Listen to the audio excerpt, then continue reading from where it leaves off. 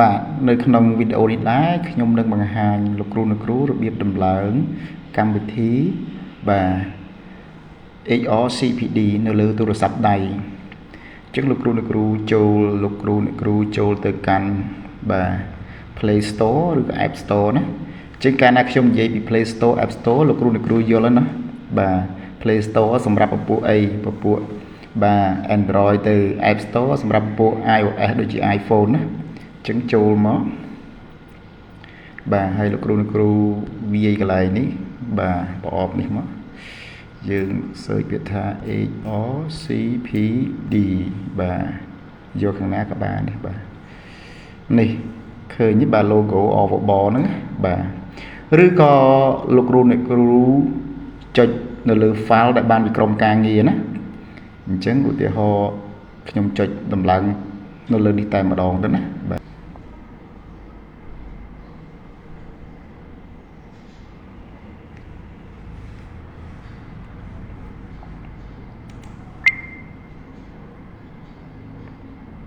បាទនេះ file ដែលបានពីក្រុមការងារអញ្ចឹងចុចដំឡើងមកបាទកាន់វាក៏ open មកបាទដូចក្នុងរូបអញ្ចឹងណាអញ្ចឹងពេលចេញផ្ទាំងហ្នឹងយើងអាចបាទអាចចូលកម្មវិធីបានណាដោយយើងចុចនៅត្រង់នេះបាទចុចត្រង់នេះមកចេញផ្ទាំងបាទអញ្ចឹងចេញផ្ទាំងដូចបង្ហាញហ្នឹងអាចចូលកម្មវិធីបានណាយើងចុច menu យើងនេះមកបាទ menu យើងវាមាន2តើលោកគ្រូអ្នកគ្រូចង់ប្រើប្រាស់ជាភាសាអីភាសាខ្មែរជ្រើសរើសខ្មែរណាបាទភាសាអង់គ្លេសជ្រើសរើស English បាទអញ្ចឹងខ្ញុំប្រើភាសាខ្មែរចុះណាយកភាសាខ្មែរហើយចុចពាក្យថាចូលគណនីបាទនេះពេលដែលចូលដល់កន្លែងនេះប្រសិនបើលោកគ្រូអ្នកគ្រូមានគណនីរួចហើយបាទវាយឈ្មោះគណនីយើងចូលហើយលេខសម្ងាត់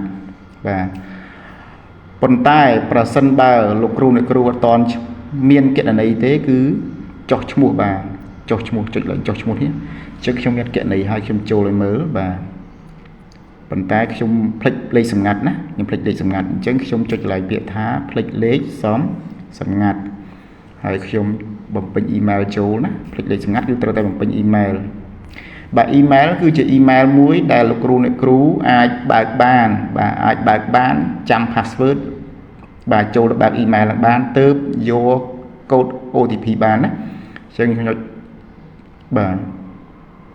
អញ្ចឹងខ្ញុំចុចផ្ញើ email ដើម្បីឲ្យកម្មវិធីវាផ្ញើចូលទៅ email ខ្ញុំណាបាទកំពុងដំណើរការ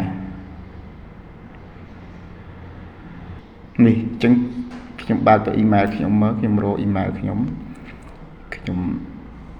យកកូដមកបាទចូល email ខ្ញុំមួយនេះ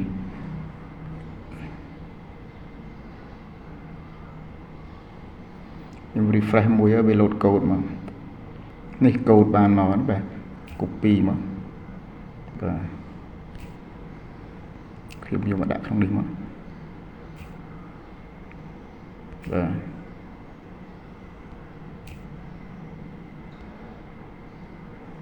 អីយ៉ាវាអត់អោយទាំងអស់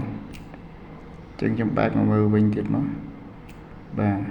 1400លេខ9 2 14 5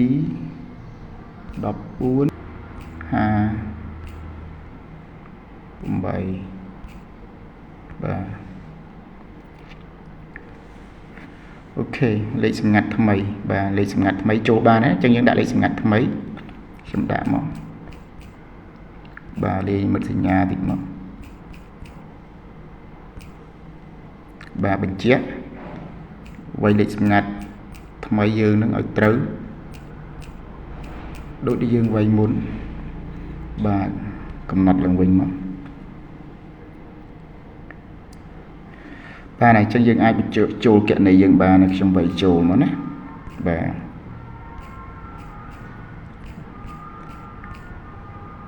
ាទវាយ email ចូលមក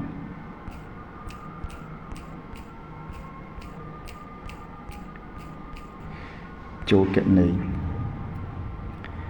បាទបានណាអញ្ចឹងអាចចុច ប្រើប្រាស់បានណាបាទទំព័រដើមបាទមុខវិជ្ជាអីអាចចុចប្រើប្រាស់បានណាហើយចង់មើលព័ត៌មានយើងអីផ្ទាល់ខ្លួនអីអាចចុចបានណាបាទចុចបានណានេះចុច menu មកបាទហើយចុចកន្លែងនេះមកស្វែងរកព័ត៌មានយើងបានណា